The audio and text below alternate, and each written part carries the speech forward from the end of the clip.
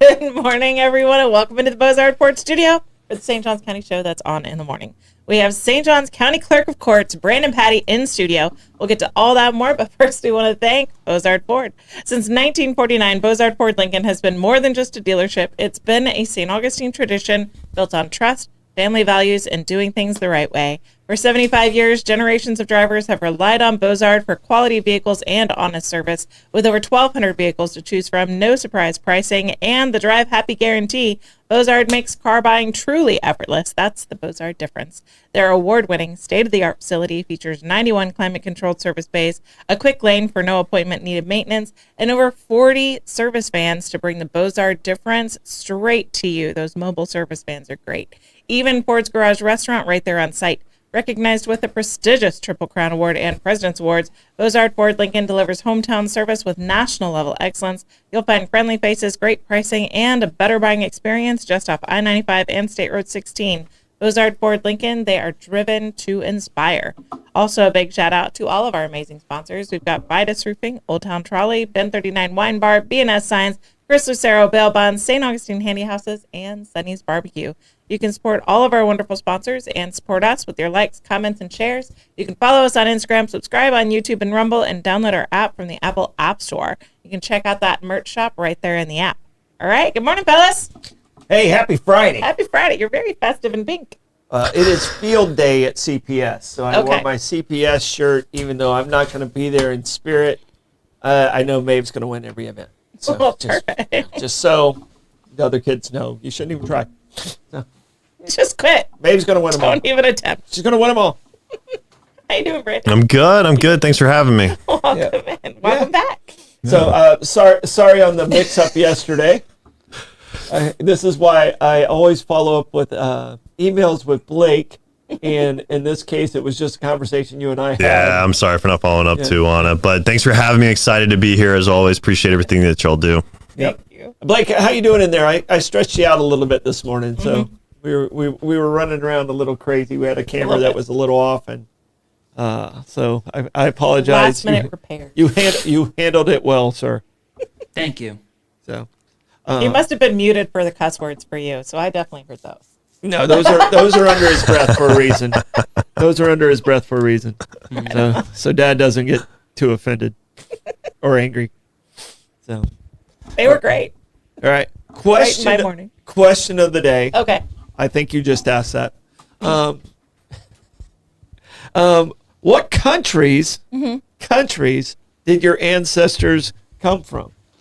What countries did your ancestors come from? This could be a long list. Blake's has a long list because he's got my side and his mom's side. So I've got a long list. My people be having sex with everybody.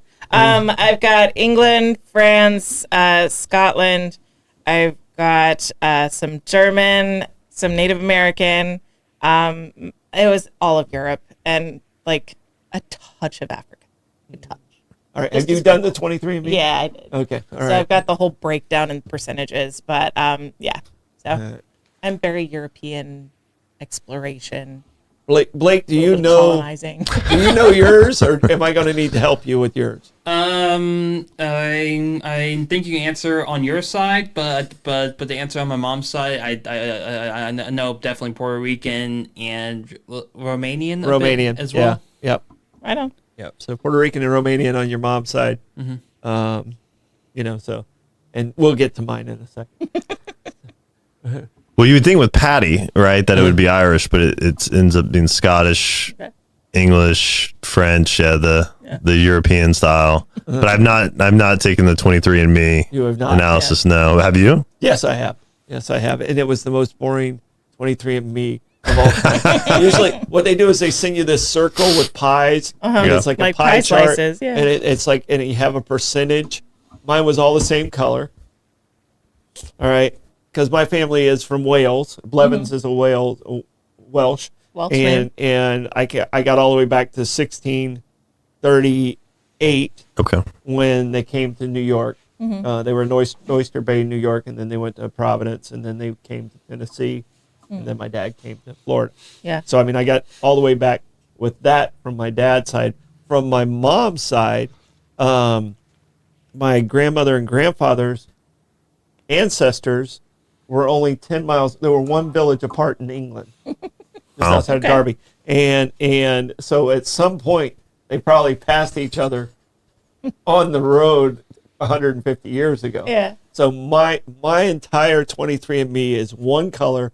I am as pasty white as a human being can be, but all along, my sister's name is Winona, which means firstborn in Cherokee. And my dad told us that we were Cherokee. He lied. He lied. So no, we're just pasty white people. Yeah. So that's, I mean, I have probably the most boring 23andMe background of all. Yeah. So. Yeah. I've been told that I have some Native American heritage on my mother's side of the family. We actually found documentation to prove that I do on my father's side. Pocahontas is my 14 times great aunt. Okay. Yeah. All right. It's tiny, minuscule amount that no one would ever recognize. Yeah, I'm pretty sure my dad told me some stories like that too. Yeah. Then when I found out and spit in the cup, it's like, no, your DNA shows none of that.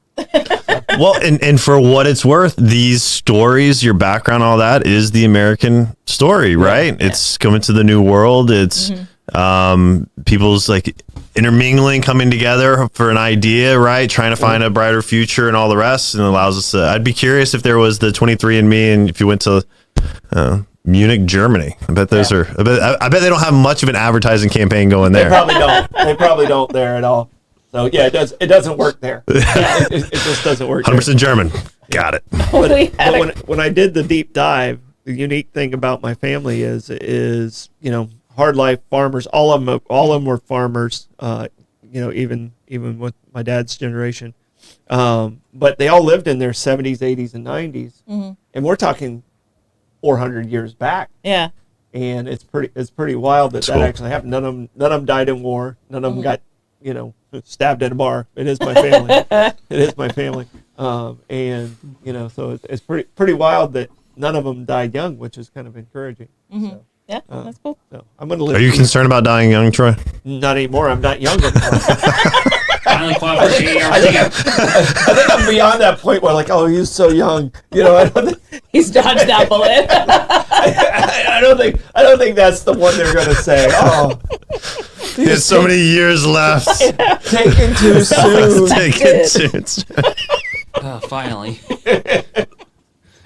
Blake over here gonna inherit. Like, come on now. Better watch out, Blake. He's gonna realize that he's not spring chicken anymore and blow that inheritance. So I'm already starting to spend it. He's gonna earn his own. He'll be all right. So, what was your last trip to the Amazon? All right, now it's time for a quick check the weather. It's still a little chilly. That quick check the weather brought to you by Ben 39. Discover one of St. Augustine's hidden gems, Ben 39, located inside St. George Inn at the north end of St. George Street. With over 95 boutique wines, including 50 rated 90 points or higher by Robert Parker, Ben 39 is perfect for a date night or unwinding after work. Enjoy wines by the glass or the bottle in a peaceful courtyard setting with live music adding to the atmosphere. Open daily 8 a.m. to 8 p.m. Just stop by and say, I'll have what Irving's having. Ben 39, your taste to discover. All right, buckle up, baby. It's a Hit the Blake's traffic report. Traffic's moving all right out there on the I-95 this morning. Looks like there's not a whole much of a backup on what we normally see on State 16, so that's a good sign. And looks, bottom right camera is mile marker 298, and looks like we have a lot of people coming up from Flaco County. All right. That Hit the Blake's traffic report brought to you by Old Town Trolley. Climb aboard Old Town Trolley and explore over 500 years of St. Augustine history in the most fun and flexible way possible. This fully narrated 90-minute tour features 22 convenient stops and more than 100 points of interest, including the Castillo de San Marcos, Fountain of Youth, and Potter's Wax Museum. Enjoy open-air views all day, hop-on, hop-off access, plus free parking at the Old Jail and Welcome Centers with your ticket. And when the sun goes down, experience the city's spooky side with the Ghost and Gravestones tour. Locals ride free with full fare guests through the Hometown Pass program. Sign up today at hometownpass.com. Old Town Trolley, the best way to see St. Augustine one stop at a time. Moving into the news. Florida's largest Publix to open next week in St. Johns County, Silverleaf Development. One of the largest Publix supermarket locations in the state is set to open in St. Johns County, marking a major milestone for the rapidly growing Silverleaf community. The new Publix at Silverleaf Market will officially open its doors with grand opening ceremony at 7 a.m. on March 26th. The store spans more than 55,700 square feet, making it one of the biggest Publix locations in the state of Florida, and includes an additional 2,100 square foot liquor store on site. Woohoo! Get it! Located along Silverleaf Parkway, the store is designed to serve one of the fastest growing areas in Northeast Florida and is considered a cornerstone of the larger Silverleaf development. The expanded footprint allows for enhanced offerings inside the store, including a larger deli with made-to-order options like sushi, ramen, pizza, pasta, and burritos. Shoppers will also find expanded sections for organic produce, specialty cheeses, and health and wellness products. The project, valued at more than $9 million, was built by HGR Construction and is part of a broader retail development anchored by Publix within the 17,000-acre Silverleaf Master Plan community. In addition to Publix, several new businesses are set to join the shopping center. That includes the return of popular burger chain M Shack, along with other tenants such as Avalon Nails, Club Pilates, So Fresh, UPS, and Indian fast casual restaurant My Tiffin, which will mark its first Northeast Florida location. Outparcel developments will also include Fifth Third Bank and Dunkin', further expanding its services in the area. Okay, popular burger. What was it called? M Shack. M Shack. M Shack. I've never heard of M Shack. Jacksonville. Is it Jackson? Yeah. Okay. All right. Blake, you ever heard of M Shack? Never. Okay, so Brandon's in the know. He He's is. staying in the now. He is. Which is why he's here. Yes. So Avalon Nails, if you want to sponsor. There you go. trade deal. All right, we do have a very special guest. We have Clerk of the Court, Brandon Patty. Thank you for coming in, Patriot. That's, My pleasure. you 10 years, Troy. You've been on air with me for 10 years. You used to be my regular fill-in conservative Yeah. for Mike Davis It's good times. when I was considered a liberal, and actually I think I'm still considered a liberal unless they want to call me a developer now on there. Yeah. So Depending, depending on who's mad. it depends who's mad. It depends who's mad. Hey, as for what it's worth, as a resident, that conversation over the last month or so, really appreciate y'all leaning into that, because I think it's important for us to clear the air. There's a lot of misinformation out there, and there's one side that is very apt at it. So thank y'all for helping provide context and lay that out. We try and keep it real.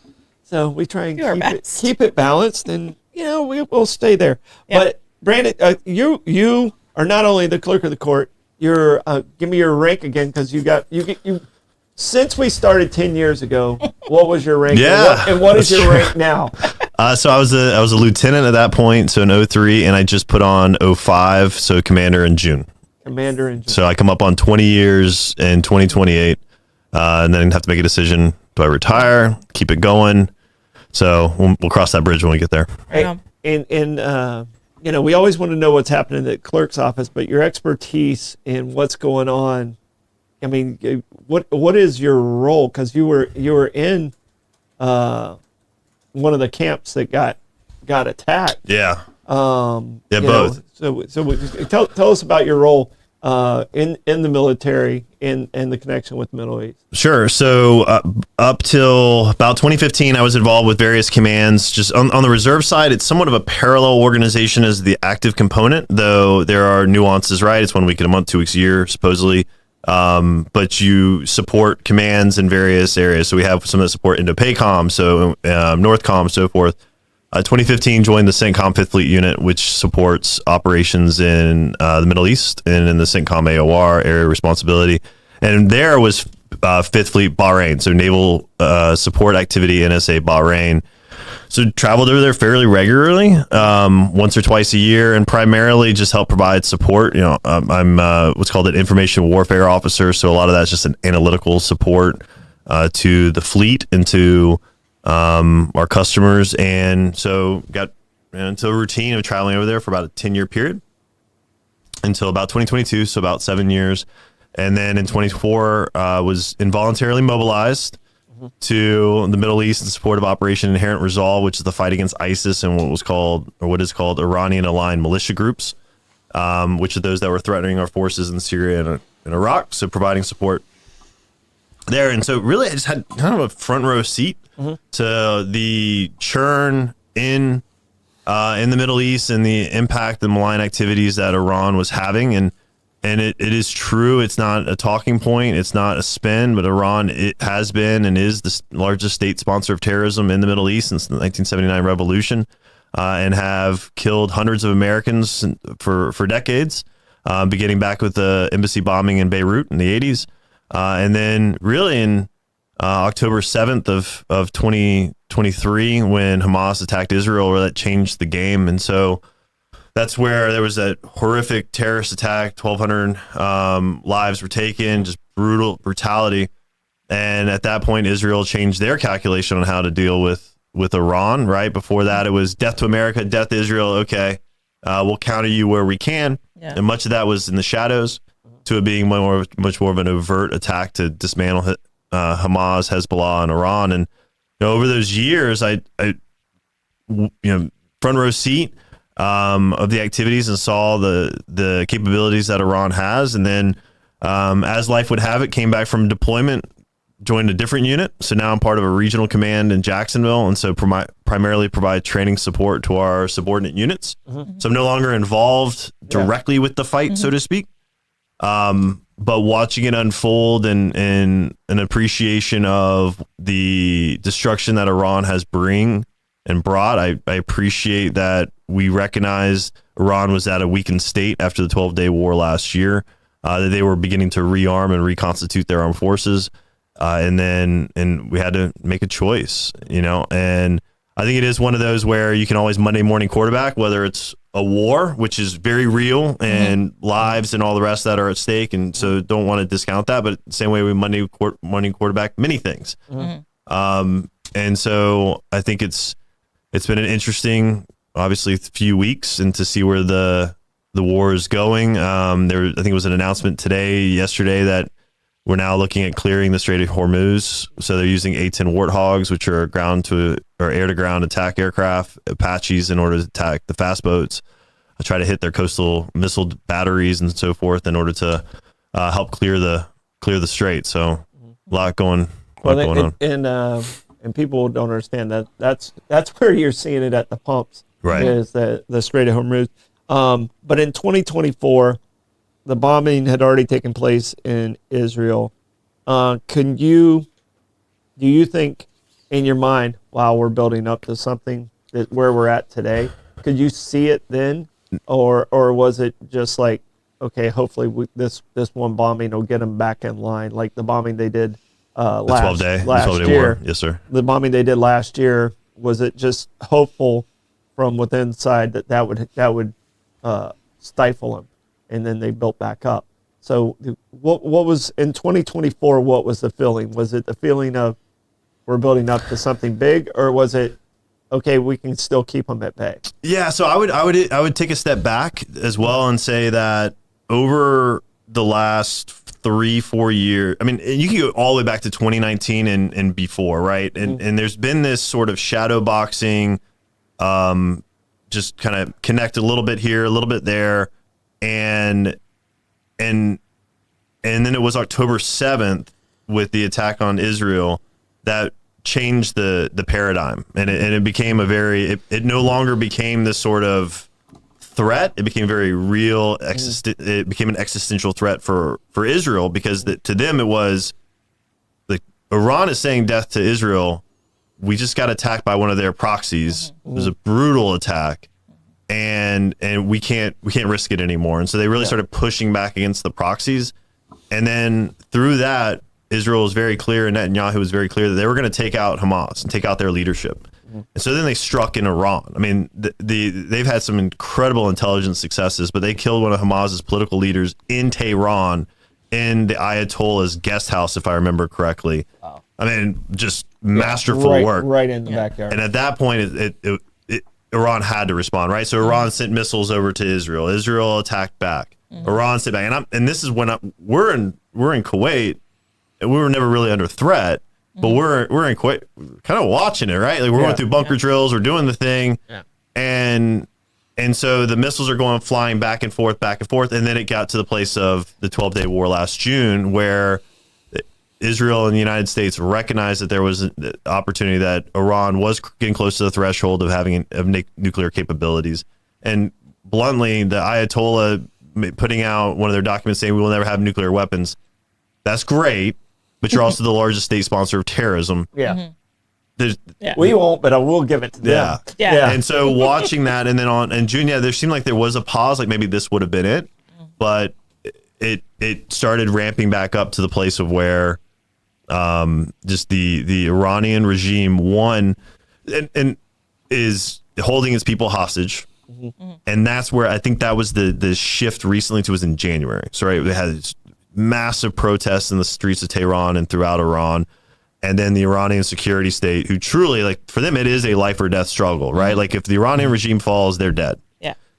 And then they start just brutalizing the population. 30,000 killed, according to some estimates, just murdered, hung, all of that. And that's where Trump came out and said, hey, help's on the way. It's just the world's big. It takes a long time to get a carrier strike group over there. And so that, I think, was the shift. So not only do you have a weakened Iran that was starting to reconstitute, but you had them where their popular sentiment was truly out for the world to see, that they did not have legitimacy from the people of Iran. And you put those together, there's an opportunity to go for it. So what I've seen is people saying, well, if Trump was accurate in his description of the attacks on the nuclear sites, then this wouldn't have been necessary. Is that your read? Is it that the attacks weren't as effective as previously reported? Or is it the mood and tenor of the Iranian regime post-attack that led to this? So my assessment on it, for what it's worth, is it would be twofold. One, I think that Iran remains what's called a revolutionary power. Like their stated purpose is to export their revolution to other states, to take them over, to make them clients in order to be able to control their region, the whatnot, right? So they're always looking for that angle. They're going to try to reconstitute their forces. They're going to try to rebuild. I think the attack that happened with Midnight Hammer in June of last year was successful, but there were still a lot of enriched uranium that's out there. There's still components. There's still the opportunity for them to rebuild. And then it comes back to that. All right, so let's say you have those. Let's say you have it where it's a revolutionary regime. You've got a diminished armed forces. They're starting to reconstitute, but we've got time, because that's been some of the theory with Iran. Like that was the 2015 deal with Obama. Hey, like we're going to put this 20, 30 year, and that hopefully will give time for this regime to turn over. Unlikely, but that was the bet. To adding in the protests in January of where it's, oh no, they don't even have popular sovereignty within their country, within Iran. And so you mix those in there, and truly Israel, I mean, we kind of take it for granted. I'll be quick on this point. We take it for granted to a certain extent that we see it over there across the ocean, right? We see it, we have a buffer. We don't take it as seriously. For Israel, it's as if Georgia was making the threat that it was going to eliminate Florida and that we shouldn't exist, and that we're subhuman as Floridians. I mean, it is a existential threat that they're facing, and not only is it just words, but they have shown a willingness in order to brutalize the population. Make it happen. Yeah, and so for Israel, it's all about security. And if that means they got to take out Iran and diminish them to the point of where the Ayatollah and the regime there falls, then for them it's worth it, because they can't have another October 7th. They can't face that again. So this week, evidently, Israel attacked some natural gas fields, and the U.S. was a little caught off guard. Like, hey, don't do that without letting us know. We're on the same team. It's like, to me, it was, baseball world. It's like crossing up the pitcher. Okay, you just don't do that. Yeah. So do you think that alliance is going to stay strong, or do you think Israel's just like, no, they're in our backyard, we're going to do what we're going to do? And that's kind of the attitude it feels like with Israel. It's them against the world, and they're not used to having teammates, is what it feels like to me. I think they'll be okay, because I think the overall strategic interest is there. I think that both sides are going to just have different ways of achieving it. Yeah. And Israel's not beholden to us. We're not beholden to them. Israel's going to do what Israel needs to do in order to take care of its people, right? As a sovereign country. I mean, we're going to do the same. So I think there will be some of those conflicts, and I think that's also a byproduct of just the freedom that we have press wise, right? Like there is people that talk and along those lines, that we can get those stories come out. Yeah. whereas in Iran, Well, and I really don't listen to a whole lot of the CNN and the Fox, because whichever side you're listening to, it's somewhere in between. Yeah. But I mean, when it came directly from the president's, desk, I mean, he approved it to go out like, hey, don't do that shit. That's basically what he says. And I guess it's okay for me to cuss. He cusses.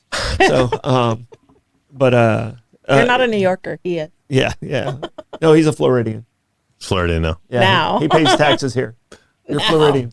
Hey, It's a new world for the new world. we got to claim them when they get here. All I right. guess.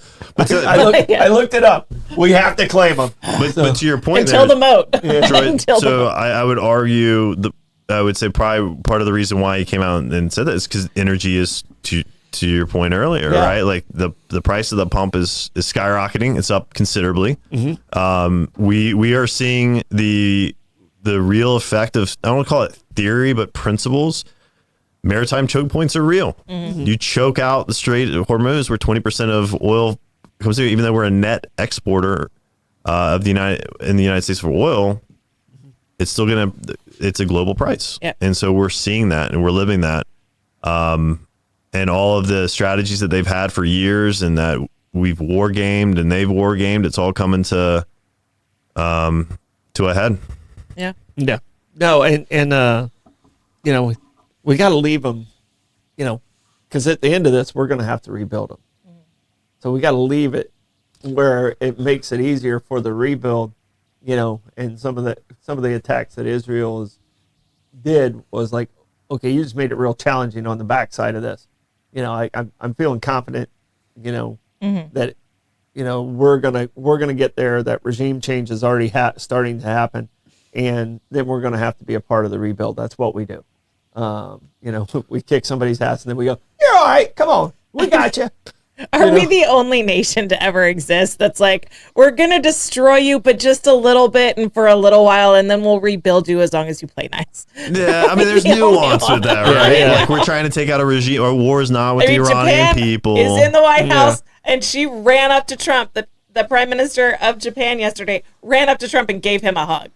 Like, he puts out his hand for a handshake, and she grabs it and then pulls him in for a hug. And that's like, it's Japan. I mean, Yeah. we're talking, And that's the long game, right? Yeah. Like, that's the long game that we want to be able to play. Like, we recognize when we were going into Tokyo and Japan was unconditionally surrendering that their culture with their emperor or whatnot, that we can make this transition, that we can help them with their constitution, that we can help make them an ally. We were also looking at the Soviets at that point in the dawning of the Cold War. And so you have those components of it. Yeah, I mean, we're not in it for planning the 51st state there, right? Like, it's but that said, to Troy's point, I agree with you that like it is in our interest for Iranian infrastructure to be there, so that the price and the supply of these resources that fuel our economy are online. Yeah, it's a lesson we learned in World War One. I mean, after World War One, we left Germany completely devastated, and with all these penalties, we forced Germany into World War Two.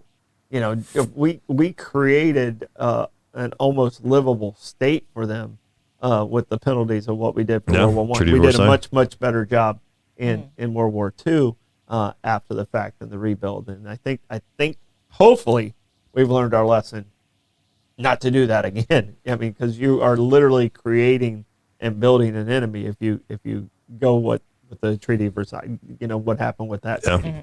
So yeah.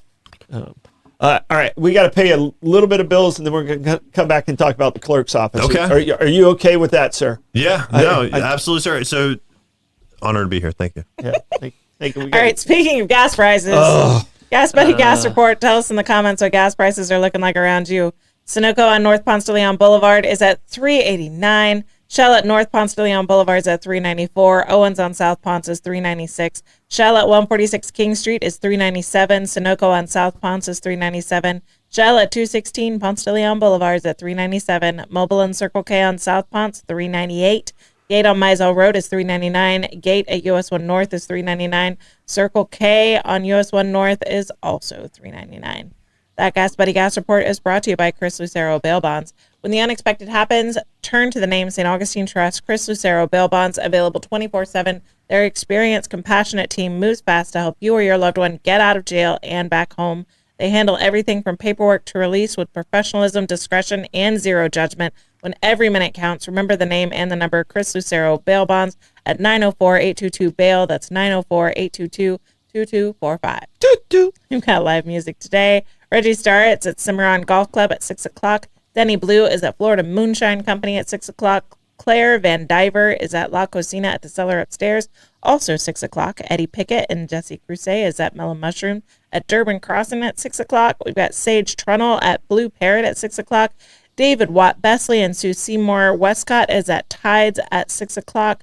Smokin' Joe Showers at Salt Life at 6 o'clock. Caleb Joy is at Mellow Mushroom at Marabella at 7. Jolie is at Casa Divino 57 at 7 o'clock. Soul and Dagger is at Colonial Oak at 7. Dewey Vaya is at Dirty Nellies at 7. Ace Wynn is at Fionn McCool's at 7 o'clock. Wayne Newton is at Pontevedra Concert Hall at 7 o'clock. Wayne Newton.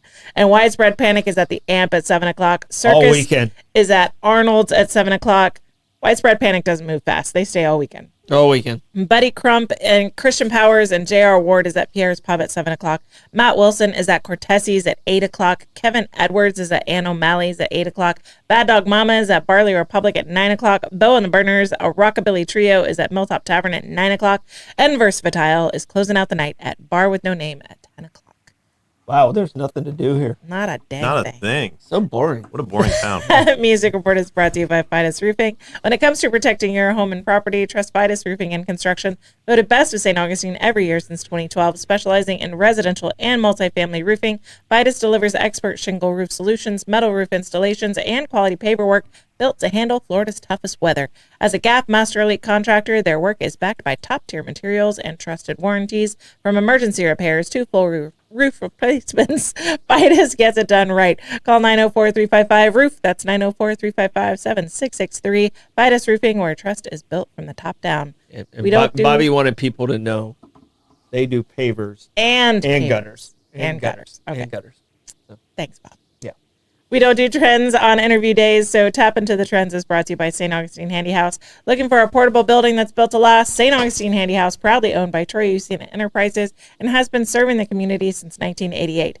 Featuring Handy House, America's #1 manufacturer of portable buildings, they offer everything from utility sheds and workshops to lofted barns, offices, and fully custom buildings, all designed for strength and long-term value with over 70 structures in stock, plus free delivery, leveling, and anchoring, and easy financing. St. Augustine Handy House makes adding space simple. Visit them on State Road 16 or call 904-823-9092. St. Augustine Handy House, where quality meets convenience and community matters.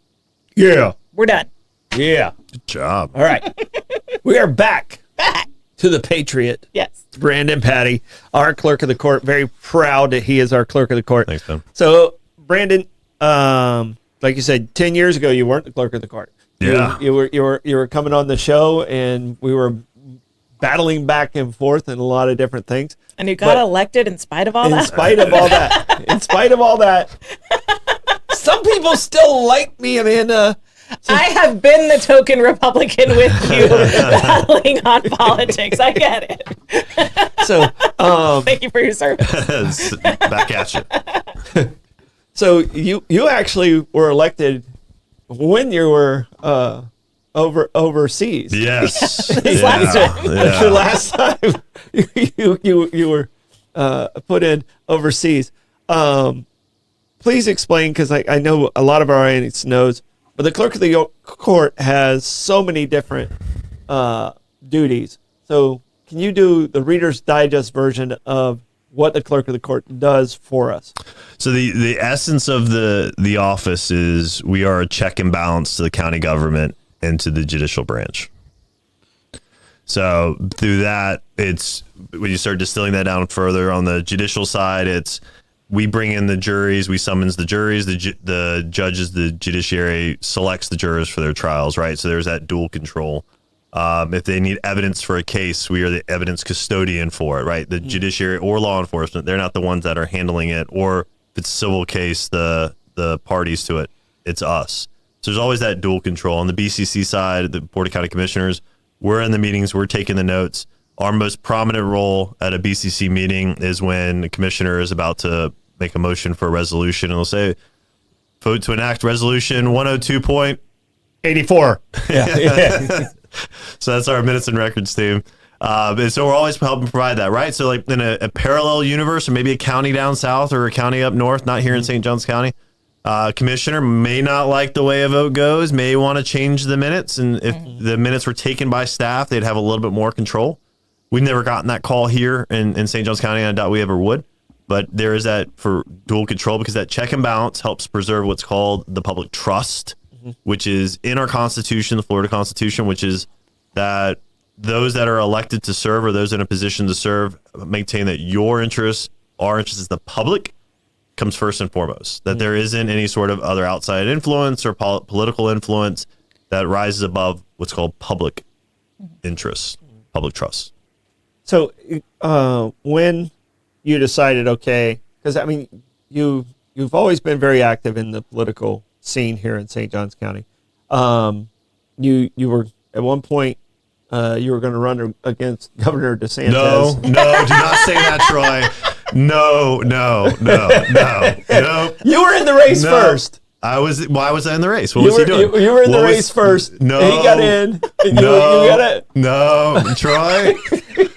In this political climate, this is how you get a nickname. Yeah. That's the way that No. Let's tell the full story.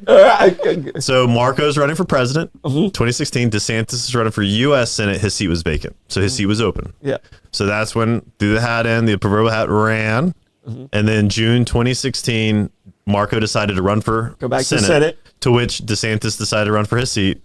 To which I dropped out. Yeah, to which you were like, immediately endorsed him same day. Tapping out. Yeah, so it was kind of crazy about it. Just real quick on the story front. So June had a phenomenal fundraiser, good momentum. I think we would have won. Yeah. And so we're doing well, on our way. That was Thursday. You were doing great. You had great momentum. Thank you. That Friday, You even got me to write a check. That never happened. This is true. Not about that, but I did the check. Thank you for that. Thank you for support. So that Friday, that I guess it was maybe a Thursday, that whatever day it was, that Thursday morning, driving to the airport, because I was flying to DC because Marco was headlining a fundraiser for us in DC. So it helped to raise money in DC. On the way to the airport, DeSantis calls. And I see it come up on my, I'm like, oh, it's Ron DeSantis. All right. So hello, sir. He's like, hey, just want to let you know, Marco's about to announce today and that he's running for his seat. I'm going to run for mine. I just want to give you a heads up. I'm calling all the candidates, let you know. I was like, all right, well, I appreciate the heads up. We'll see how it goes. You'll see how everything shakes out. Yeah. Like, all right, great. Get to the airport. So JIA, get to my gate. There are people from the fundraiser there also flying coincidentally to DC. And they come up and they're like, Brandon, that was phenomenal. What a great event. Like, this was great. You had great momentum. Keep it going. I was like, hey, thank you. In the back of my mind, we had the phone call. JetBlue flying. This is when they had live TV on it was more than watching the announcement as I'm in the air of Marco announcing for Senate, DeSantis land, same couple at me at the gate. I'm so sorry. I'm so sorry. And for me, like, it's not, I'm just glad to be part of this. Like, I'm happy to, it's not. And so I was very gracious. And then the fundraiser became a thank you event.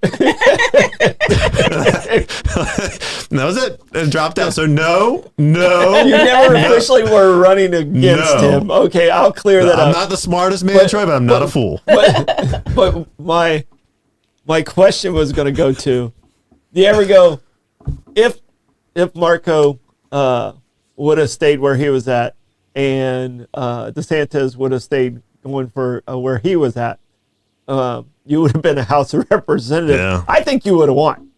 So with those other guys out of the way, I think you would have won. Thank you. So do you ever think about, wow, that was a great pension I missed out on? I mean, look, man, God is good, and I am very grateful for where I wouldn't change a thing. I wouldn't change a thing. Like, I am so honored to be able to serve as the clerk comptroller. It's an incredible job. We have an incredible team, incredible mission. I love serving our residents. I love the fact I sleep in my bed most nights. Right? You don't have to do a congressional schedule. You can hug your kids. Yeah. I get to help. Yeah, I mean, I'd be a part of all that, and so Drive your kids to Hat Day. yeah, which is today at 3:30.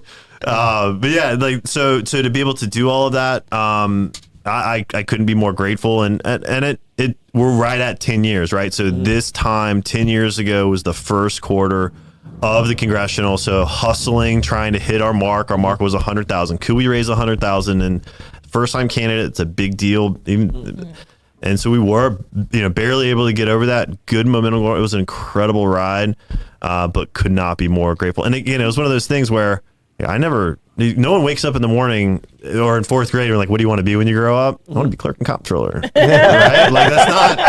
It's sexy. That's not. The fan club there is not huge. But I'll tell you, it's an absolutely the mission, the people, to be able to help solve. I'm a big, I like being part of the solution, right? I hate being a problem. I want to be a solution and part of, so helping our residents, the stakeholders, help navigate, helping build a better office, doing all that. It's just an incredible opportunity. I'm just so grateful.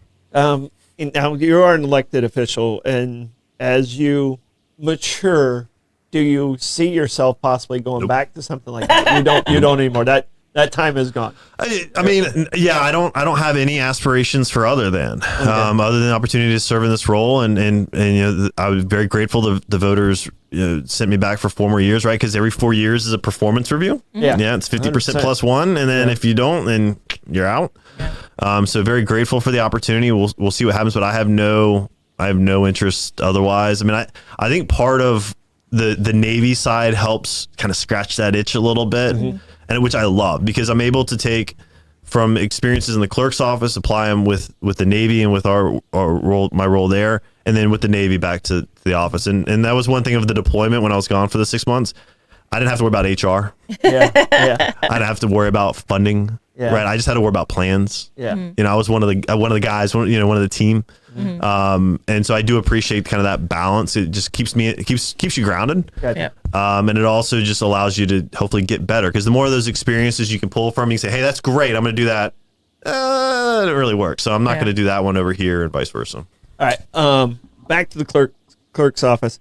You got to brag a little bit about your little chapel that you have. How many weddings do you guys pull off? I mean, it seems like it's constantly full. It is. We have in tens, if not hundreds, depends on the month, right? Ceremonies that are going, a lot of people coming in, getting married, passports. It is a big, I don't want to call it a big business for us, but it is a big service that we provide that many residents take advantage of. And it's twofold. One, you can get married inside, you can get out in the courtyard, which is beautiful. And then number two, we're the only clerk's office in Northeast Florida that performs ceremonies. And so that does draw some of the outside in, which we appreciate. We like competing with our fellow clerk offices where we're able to and taking their business. Yeah. Very cool. I hear you, Blake. Blake. I appreciate that. Blake, do we have anything online questions for Mr. Patty? Bobby had a message. Go ahead. Bobby. I know. I love Bobby. They're doing some things over there. Do you see the 16,000 targets have been hit in Iran? 16,000. That's crazy. And that was one that I thought might be interesting to talk about too when we were chatting last week, is about the school that got hit. Like, how does that happen? Yeah. That was tragic, and I think everyone would recognize and does agree that is absolutely tragic and horrific. And like, how does that? How are targets developed? How are targets selected? How are they nominated? How are they? Yeah. And all of that process too. And so I think it does tell you something, that we're at a place now where we're at 16,000 targets. That's 16,000. It's a lot, big number. And that the school, which is tragic, is really the only one that's come out where it's been just this. The process broke, and that's why there's an investigation. Was it more on? Do we know if it's more on the intelligence side of it, or if it was on error on the? We don't know yet. Yeah. So from what I understand, and this is all from open source, so this is all just from news and the reports that have come out, is that it was a barracks at some point, and it converted to a school. But it's a very deliberative process for targets to get nominated and for them to be actioned by the military. It's not something that is done on a whim. They're not just flying around going, hey, let's hit that. Yeah. Like, it's a very deliberative. Which is also very unlike warfare throughout history. I mean, World War II. Oh, yeah. That's total war. You had to paint your windows black. They're driving down the road. Let's go get them. Total war. And everyone had blackout paint or blackout curtains on their windows, because if there was any light, you were getting popped. and that's just the way it was. Well, and then what's interesting was to your point, the civilian population was so invested in it, right? And so, and to that end, you'd have the blackout, particularly in London during the Battle of Britain. But then in the United States, the Eastern Seaboard, they would black it out because that's how you could protect ships against the silhouette, right? Because so if a ship is crossing that light, they would be able to, the enemy subs, the German subs, would be able to torpedo our ship. So yeah, total war then, and now civilian casualties are avoided completely by us. By us. Only on. I was going to say it's only By on our us. side. Only on our side. And so I do feel it is disappointing if I may take a moment of personal liberty. It is disappointing when it really does seem like there's a contingent that is rooting for, and it's like, guys, like to your point about world, like Iran's not a good. It's not a good government. I mean, it's not. In the discussion, I mean, you got to love your country first, no matter how much you dislike the political people that are in place. You need to love your country first. Don't let the hatred or the party lines skew that you're an American first. So that's where we're at. Hold on Bobby's got a question. Yeah. So two questions for you real quick. One from Bobby. It says, Mr. Brand, do you want to try to beat Dennis Hollingsworth's record in office? I think I started too late for that one. You might have. I was going to say you might have started too late. Healthy. And I have. And to tell you the truth, I have a great fundraiser with Dennis. He's doing great work with the Women's Refuge here in town, and we have a great fundraiser. That's the reason I'm missing next Thursday's Bollock show is to MC Dennis's group, Awesome. the Women's Refuge. That's awesome. So he's still doing great work. He is not. He's out running every day. He's out running every day. He's out running every day, and anytime you get. Brought up in the same sentence with him, you got to take it. I appreciate as a that, Bobby. compliment. You got to take it as a compliment. That's Air Force smarts right there. Yeah. All right, Another question, Blake? And this is actually my personal question right here because one of my favorite things on the Clerk of Courts website is the public search record for like different court cases like that. It's like because once in a while I search up my last name just to see what happened. Yeah, just to make sure I'm not on there. But I do have to ask though, with the public search record, what are the methods that the Clerk of Courts use to help prevent scams from like scammers looking up the public search records and with that criticism as well about having to purchase record? Do you hear like, but the Clerk of Courts has the public search, why isn't the St. Johns County jail log is up? So do you often hear Great question, but way too long. True. So Blake, man, that's like 4 of them in there. So let him go. Sure. Yeah. So on the fraud points, completely with you, and thank you for mentioning that. Is one of our chief public information awareness campaigns.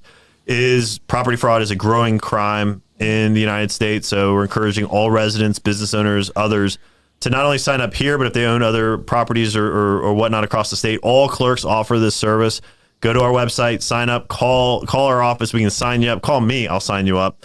Anything that we can do to help protect our residents from this really insidious crime, as these scammers, fraudsters are getting better and better at defrauding residents and others, right? And so we are leaning into that conversation about how to best protect us and by us, I mean us as residents and as residents of St. Johns County. For the public records searching and the records, we are only the custodian for county records and for court records. And so those are governed, the court records are governed by Court Rule 2.409, and then public records is 119. So the jail log is owned by the sheriff's office, so that is their record, to which they can decide how they wish to disseminate or not disseminate on that one. And in regards to public record search, we are always looking for ways of making that easier, Blake, of how can we get beyond there's the CAPTCHA. Yeah. Have y'all seen that one? Yeah, Ours is crazy now, where it's like you connect these pipes for the water to flow. I'm like, I just want to pick a bus. Like I'll tell you what a bus is. Yeah. So we're always looking, but if you have any suggestions on that, let me know. We're all ears. We want to. One of our primary goals is to make it as easy and efficient as possible to interact with government, whether that's searching for a record or calling to get information or to renew a passport. or anything along those lines. And so He smiles at me because I have 2 passports to renew. which we can't renew them unless there's the fine print, but call us. Yeah. We're here Yeah, for. it's a little tougher with. How's that, Blake? Did I do okay? Did really well, thank you. Sorry. So, all right. Are we? We can go. Do you have anything else you'd like to add, sir? I just thank you again for having me. It's always an honor. I'm happy to be here. And then if there's any questions, concerns that y'all or your residents or your residents have, call me, call us. We're here to serve. All right. If you can hang around 1 minute, I got a question for you off air. Yeah. Man. Hopefully, I'll have an intern for your internship program soon. I'm excited about that. Applications are open right now. Awesome.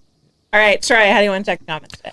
I will frankly find my way fruitfully through the fantastic comments on this Freaky Friday.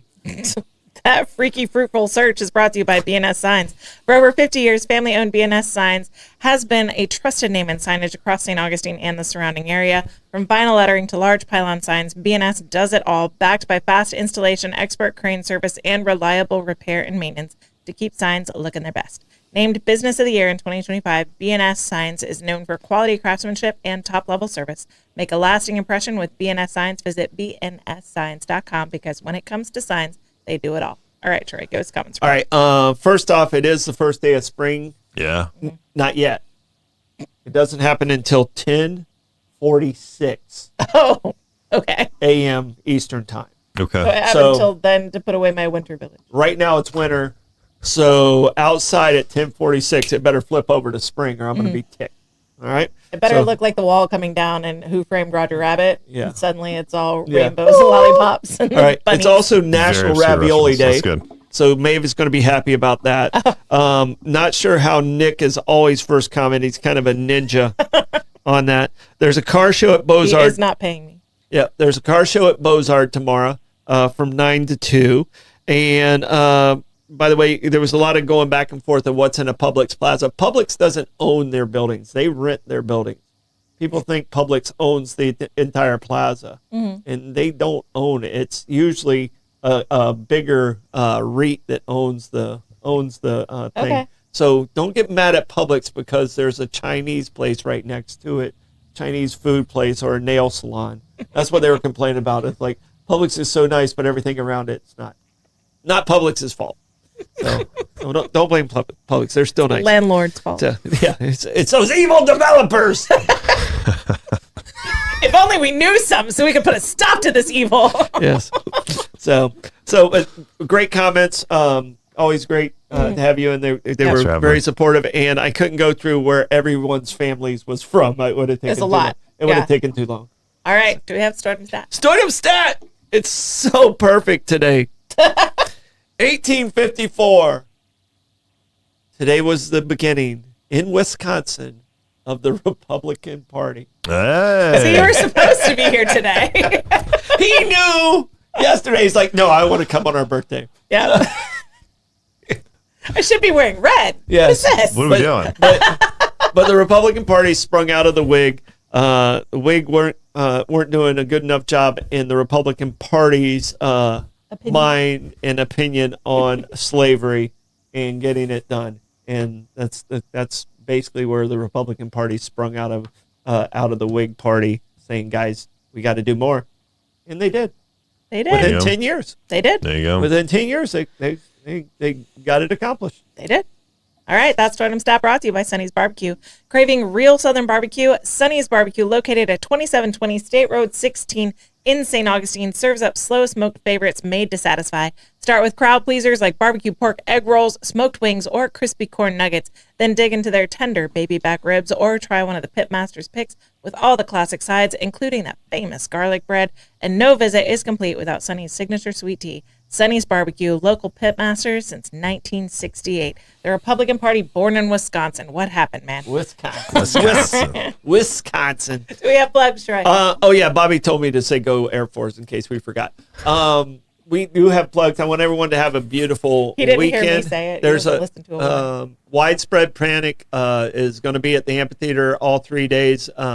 So avoid that area in the evening if you don't want to get caught in the traffic. If you just enjoy it, go ahead and go over there. Yeah. So I mean, it's a good time. Do you have plugs for us, Blake? Yes, if you would like to help support the 904 Now, we have spots open available here on Storyland, Bollocks, and our upcoming election interview series. You can always contact me at blake904now@gmail.com. All right. Don't forget to tune back in at 9:04 for Troy's 2 cents. It's going to be a great one today. Don't forget to like and follow us on Facebook, Instagram, subscribe on YouTube and Rumble. We'll see you next week. Bye. Bye, everyone.